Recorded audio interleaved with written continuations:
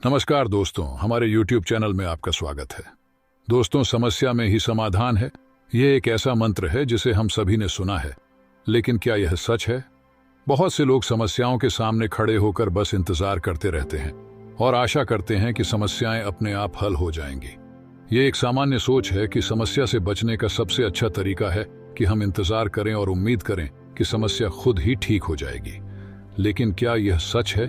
क्या वाकई मुश्किलों का सामना करना और उनसे निपटना इतना आसान है? इस वीडियो में हम बात करेंगे कि समस्याओं के सामने खड़े होकर केवल इंतजार करना अच्छा विकल्प नहीं है। इस वीडियो में हम बात करेंगे कि समस्याओं का सामना करना ही उन्हें हल करने का सही और प्रभावी तरीका है। इस वीडियो के माध्यम से हम सीखेंगे कि हमारी मेहनत, समर्पण और सही दिशा में कदम बढ़ाने से ही समस्याएं हल हो सकती हैं। तो इस वीडियो को अंत तक देखें और सीखें कि समस्याओं का सामना करना और उन्हें हल करना ही असली समाधान है। तो चलिए शुरू करते हैं दोस्तों। बहुत समय पहले की बात है। एक राज्य का राजा बहुत चिंतित था क्योंकि उसकी पत्नी का जन्मदिन नजदीक आ रहा था। यूं तो कहने को वह राजा था, लेकिन फिर भी उनके वैवाहिक जीवन में हजारों प्रकार की समस्याएं थीं। परंतु राजा जन्मदिन पर अपनी पत्नी को एक ऐसा उपहार देना चाहता था कि जिससे उनके जीवन में जो दुख है वह कम से कम उस दिन के लिए दूर चला जाए। वह अपनी पत्नी को खुश करना चाहता था, किंतु आपने देखा होगा कि यह कार्य बहुत ही मुश्किल है, क्योंकि हम आज तक किसी को खुश नहीं कर पाए। हम चाहे लाख कोशिशें ही क्यों ना कर लें, लेकिन हम कभी किसी को खुश नहीं कर पाते, क्योंकि यह खुशी हमारे पास नहीं है और ना ही सामने वाले के पास है। जो हमारे पास है ही नहीं, वह हम किसी और को कैसे दे सकते हैं? अर्थात अगर आपको किसी दूसरे को खुशी देनी है तो सबसे पहले आपको खुश होना होगा, आपको खुशी महसूस करनी होगी। अर्थात वह खुशी आपके पास होनी चाहिए, तभी तो आप किसी और को खुश रख सकते हैं। एक दिन राजा ने सभी दरबारियों को दरबार में उपस्थित होने का आदेश दिया और साथ ही सभी मंत्रीगण भी वहां पर उपस्थित थे। तभी राजा ने सभी से सुझाव मांगा कि आखिर वह किस प्रकार अपनी पत्नी को जन्मदिन पर खुश कर सकता है। आखिर वह उसे कैसा उपहार दे जिससे राजा की पत्नी खुश हो सके। वहां पर उपस्थित सभी लोग अपने अपने सुझाव देते हैं, परंतु राजा को वहां पर उपस्थित किसी भी व्यक्ति का कोई सुझाव पसंद ही नहीं आया। एक दिन संध्या के वक्त राजा अपने रथ से कहीं जा रहा था। तभी रास्ते में उसने एक बहुत ही सुंदर मूर्ति देखी। वह मूर्ति बहुत ही सुंदर और आकर्षक थी। उसे देखकर ऐसा प्रतीत होता था मानो उस मूर्ति में जान हो। उस मूर्ति को देखकर राजा बहुत प्रसन्न हुआ और वह तुरंत ही मूर्तिकार के पास पहुंचा और राजा उस मूर्तिकार से कहता है, तुम तो बहुत बड़े कलाकार हो, तुम्हारी मूर्तियों में चांद नजर आता है। ऐसा प्रतीत होता है कि तुम्हारी मूर्तियां जीवित हैं। हम तुम्हारी इन मूर्तियों को देखकर बहुत प्रसन्न हैं। हम चाहते हैं कि तुम्हारी सारी मूर्तियां हमारे दरबार में शामिल हों। यह सुनकर वह मूर्तिकार बहुत प्रसन्न हुआ, जैसे उसे कोई खजाना मिल गया हो। लेकिन तभी राजा ने उस मूर्तिकार से एक और बात कही, देखो, मैं चाहता हूं कि तुम मेरे दरबार में शामिल हो जाओ, किंतु उससे पहले तुम्हें हमारे लिए हमारी रानी की ऐसी मूर्ति बनानी होगी जिसे देखकर वह खुश हो जाए और अपने सारे दुख दर्द भूल जाए। और यदि तुम ऐसा ना कर सके तो मैं तुम्हारा सर धड़ से अलग कर दूंगा। राजा के मुख से यह सुनकर मूर्तिकार घबरा गया। उसके पसीने छूट गए। वह राजा को मना भी कैसे करे, इसीलिए उसने ना चाहते हुए भी राजा को स्वीकृति दे दी। राजा उस मूर्तिकार की बात सुनकर बहुत प्रसन्न हुआ और वह वापस महल लौट गया। लेकिन उधर दूसरी तरफ जो मूर्तिकार अब तक बहुत प्रसन्न था, जो अपने मन से मूर्तियां बनाया करता था, जो हमेशा खुश रहता था, अब वह दुखी हो गया था। वह गहरे दुख में चला गया था। वह डर के कारण रानी की मूर्तियां बनाना शुरू करता है, परंतु जो भी मूर्ति बनाता था उस मूर्ति को देखकर ऐसा प्रतीत होता था मानो वह मूर्ति बहुत दुखी है। उसे किसी प्रकार का कोई दुख है। एक के बाद एक उसने कई मूर्तियां बना डाली, परंतु कोई भी मूर्ति ऐसी नहीं थी जिसे देखकर कोई भी खुश हो सके, जिसे देखकर यह प्रतीत हो कि मानो उस मूर्ति में जान है और वह मूर्ति देखकर कोई भी अपना दुख भूल जाए। और यह इस कारण हो रहा था क्योंकि मूर्तिकार भीतर से बहुत दुखी था, जो उसकी मूर्तियों के रूप में साफ और स्पष्ट नजर आ रहा था। राजा ने उस मूर्तिकार को 1 सप्ताह का समय दिया था, किंतु 4 दिन तो उसने यूं ही व्यर्थ कर दिए। अब उसके पास केवल 3 दिन का ही समय बचा था, जिसके बारे में सोच सोच कर उस मूर्तिकार का गला सूखा जा रहा था। डर के कारण अब उसके हाथ पैर भी काम करना बंद कर चुके थे। उसके हाथ से हथौड़ी और छेनी तक नहीं चल रही थी और उसे अपना भविष्य नजर आ रहा था। उसे नजर आ रहा था कि राजा उसे मृत्युदंड दे रहा है। उसके बाद उसके परिवार का क्या होगा, उसके परिवार को कौन संभालेगा, यह सोच सोचकर उस मूर्तिकार का मन बैठा जा रहा था। तभी उसने एक योजना बनाई। वह अपने परिवार को साथ लेकर रात के समय गांव छोड़कर चला जाएगा। यह सोचकर वह तुरंत घर लौटा। उसने सारा सामान बांधा, अपनी पत्नी और अपने बच्चों को भी तैयार किया। परंतु वह जैसे ही घर से निकलने वाला था कि तभी उसने देखा कि राजा के सिपाही वहां पर तैनात है। यह देखकर वह मूर्तिकार और भी घबरा गया। वह समझ नहीं पा रहा था कि क्या करें। यदि वह यहां से भागने की कोशिश करता है और पकड़ा जाता है तो राजा उसके साथ साथ उसके परिवार को भी मृत्युदंड दे देंगे। वह कुछ समझ नहीं पा रहा था। तभी वह जमीन पर बैठ गया और रोने लगा और अपनी पत्नी से कहता है, अब से तुम्हें बच्चों का ख्याल रखना होगा और मेरा और तुम्हारा साथ यहीं तक था, क्योंकि राजा ने जिस प्रकार की मूर्ति बनाने का मुझे आदेश दिया है, मैं उस प्रकार की मूर्ति नहीं बना पा रहा, जिस कारण राजा मुझे मृत्युदंड दे देंगे। वह मेरा सर धड़ से अलग कर देंगे और उसके बाद तो तुम्हें ही बच्चों का ख्याल रखना होगा। इतना कहकर वह जोर जोर से फूट फूट कर रोने लगा। देखते ही देखते रात बीत गई। अगले दिन सुबह सुबह उस मूर्तिकार के दरवाजे पर एक गुरु भिक्षा मांगने आए। मूर्तिकार ने उन्हें भिक्षा दी। मूर्तिकार को परेशान देखकर गुरुवर उस मूर्तिकार से कहते हैं, बेटा, हमारे जीवन में दुख और सुख तो आते ही रहते हैं। हमारे जीवन में दुख और समस्याएं तो होती ही हैं, किंतु इन सभी दुख और समस्याओं का समाधान और निवारण भी होता है। परंतु हम केवल दुख और समस्याएं ही देखते हैं। उन दुख और समस्याओं में छिपे निवारण और समाधान को हम कभी नहीं देख पाते। यदि तुम ध्यान से देखोगे तो हर समस्या का समाधान है और हर दुख का निवारण भी है। मैं ये अच्छी तरह जानता हूं कि तुम यहां से अपनी पत्नी और बच्चों को लेकर भाग जाना चाहते थे, किंतु ऐसा हो नहीं सका। उस मूर्तिकार ने जब गुरु के मुख से यह बातें सुनी तो वह उनके चरणों में जा गिरा और हाथ जोड़कर उन गुरुवर से कहता है, हे गुरुवर, आप ही बताइए मैं क्या करूं। राजा ने मुझे मूर्ति बनाने का आदेश दिया है, किंतु मैं चाहकर भी मूर्ति नहीं बना पा रहा, और यदि मैंने मूर्ति नहीं बनाई तो राजा मुझे मृत्युदंड दे देंगे, और उसके बाद मेरे परिवार का क्या होगा, उनका ख्याल कौन रखेगा। तभी गुरुवर उस मूर्तिकार से कहते हैं, बेटा, आंख बंद कर लेने से कुछ नहीं होने वाला, क्योंकि दुख और समस्याएं तो वहीं की वहीं खड़ी रहती हैं। ध्यान देने और कर्म करने से सब कुछ बदल जाता है। यदि तुम केवल आंखें बंद करके ये सोचोगे कि तुम्हारी समस्याएं चली जाएंगी तो ऐसा कभी नहीं होगा। इतना कहकर गुरुवर ने उस मूर्तिकार के कानों में कुछ कहा और उसके बाद वह वहां से चले गए। उन गुरु के वहां से चले जाने के बाद वह मूर्तिकार महल गया, जिसे देखकर राजा उस मूर्तिकार से कहता है, लगता है तुमने समय से पहले ही एक अद्भुत मूर्ति तैयार कर ली है। बताओ वह मूर्ति कहां है, मैं भी उसे देखना चाहता हूं। इस पर मूर्तिकार जवाब देते हुए कहता है, महाराज, अभी तक मैंने मूर्ति तैयार नहीं की है, परंतु आपके दिए हुए समय पर मैं अवश्य ही वह अद्भुत मूर्ति तैयार कर लूंगा।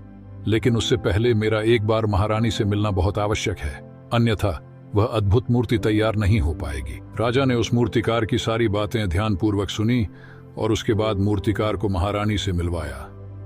मूर्तिकार महारानी से मिलने के बाद महारानी से प्रश्न करते हुए कहता है, महारानी जी, किसी भी औरत के जीवन का सबसे बड़ा दुख क्या हो सकता है। इस पर महारानी जवाब देते हुए उस मूर्तिकार से कहती हैं कि किसी औरत का मानव बन पाना उसका सबसे बड़ा दुख है। तभी वह मूर्तिकार महारानी से एक और प्रश्न करते हुए कहता है, महारानी जी, किसी औरत के जीवन का सबसे बड़ा सुख क्या है। महारानी उस मूर्तिकार के इस प्रश्न का जवाब देते हुए कहती हैं, किसी भी औरत के जीवन का सबसे बड़ा सुख उसके पति और उसके बच्चों का उसके पास होना है। महारानी के मुख से अपने प्रश्नों का जवाब जानकर मूर्तिकार बहुत प्रसन्न हुआ और उनसे आज्ञा लेकर वह वापस अपने घर लौट आया और अब से वह दिन रात उस मूर्ति पर काम करने लगा। देखते ही देखते 3 दिन पूरे हो गए।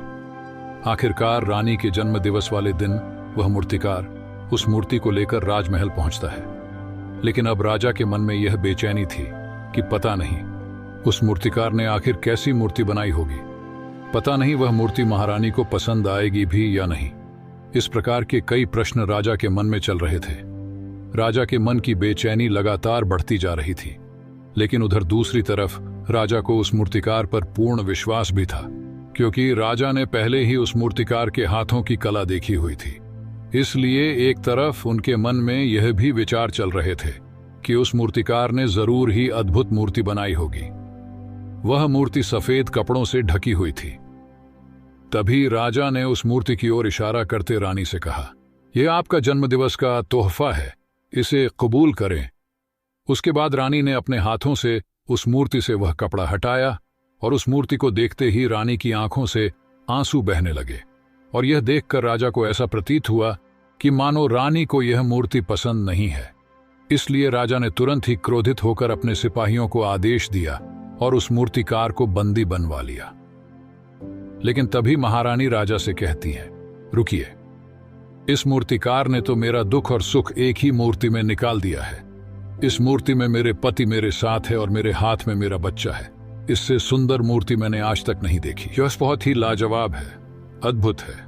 इससे सुंदर तोहफा मेरे लिए और कोई नहीं हो सकता। काश ऐसा मेरे जीवन में वास्तव में हो जाए। मेरे पति मेरे साथ हो और मेरे हाथों में मेरा बच्चा हो। महारानी की यह सारी बातें सुनकर और मूर्ति को देखकर राजा को अपनी गलती का एहसास हुआ। राजा अपनी प्रजा और अपने साम्राज्य की देखरेख में इतना व्यस्त रहता था कि वह कभी अपनी पत्नी को समय नहीं दे पाता था, जिस कारण राजा की आंखों से आंसू बहने लगे। दरबार में उपस्थित सभी लोग वह मूर्ति देखकर हैरान थे। आज तक किसी ने भी ऐसी सुंदर और जीवित मूर्ति नहीं देखी थी जिसमें सुख और दुख एक साथ नजर आ रहे हों। उसके बाद उस राजा ने उस मूर्तिकार को रिहा करवाया और उसे ढेरों इनाम दिए और अपने राज दरबार में जगह भी दी।